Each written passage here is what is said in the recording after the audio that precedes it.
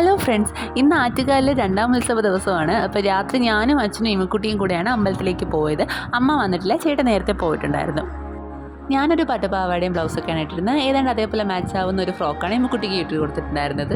പിന്നെ ഇമു ഇങ്ങനെ ഇരിക്കുന്നത് എന്താ വെച്ചാൽ, ഇമ്മുന് നല്ല ഉറക്കം വന്നിരിക്കുമായിരുന്നു. പക്ഷേ ഉറങ്ങാതെ ഞങ്ങളുടെ കൂടെ ഉത്സവം കാണാൻ വരാൻ നിൽക്കുമായിരുന്നു. ഞങ്ങൾ നേരെ ചെന്ന് അമ്പലത്തിനകത്ത് കയറി ദീപാരാധനയൊക്കെ തൊഴുത് കുറേ നേരം ഞങ്ങൾ അകത്ത് നിന്ന് വിളക്ക് കേട്ട് കണ്ടിട്ടുണ്ടായിരുന്നു.